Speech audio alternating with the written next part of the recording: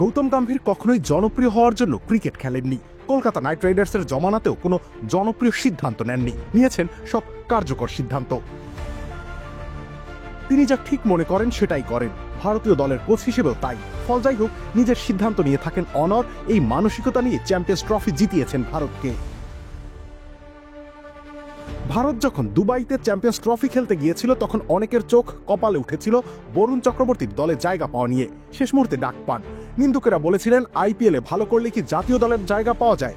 ইংল্যান্ডের বিপক্ষে ঘরের মাঠের পারফরমেন্সে কি সব? গম্ভীর এসব কথা তোয়াক্কা করেননি।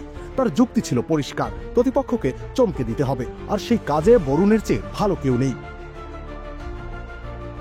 একইভাবে অক্ষর প্যাটেলকে 5-এ পাঠানো, কুলদীপ বরুণ জুটিকে একসঙ্গে খেলানো, কিংবা ফর্মে থাকা ঋষভ পান্থকে একাদশ থেকে ড্রপ করে লোকেশ রাহুলকে একাদশে রাখা, এসব সিদ্ধান্ত ব্যাকফায়ার করলে আজ হয়তো গম্ভীরের কাঁধে দোষের পাহাড় চাপাতো সবাই। কিন্তু তিনি জানতেন তিনি যা করছেন সেটা সঠিক, আর সবচেয়ে বড় ব্যাপার তিনি বদলাননি।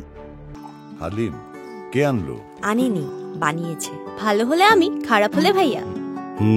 দারুণ হয়েছে। সবচেয়ে সহজে সবচেয়ে সুস্বাদু হালিম, রাঁধুনি হালিম। গম্ভীরের এই মানসিকতাটা অনেকটা ইস্পাতের মতো কঠিন। ওটাই গম্ভীর। ঘাড়ের পেছনের রগটা তার শক্ত, ভেতরে এক ধরনের হিংস্র জেদ লালন করেন তিনি। যা করেছি ঠিক করেছি, না পোষালে বেরিয়ে যাও, এটাই যেন তার নীতিবাক্য।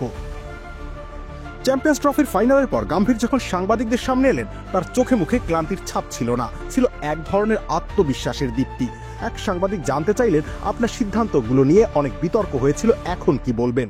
গম্ভীরের উত্তর সংক্ষিপ্ত, ক্রিকেট মাঠে কথা বলে, বাকি সব বাজে কথা। এই জেদ, এই একগুয়েমি, এই অদম্য মানসিকতাই গম্ভীরের সাফল্যের চাবিকাঠি। তিনি বদলাননি, ফল বদলে দিয়েছেন। এটাই গম্ভীর, এটাই তার কলার তোলার ওয়াব। রবিউল ইসলাম রনি, খেলা ৭১।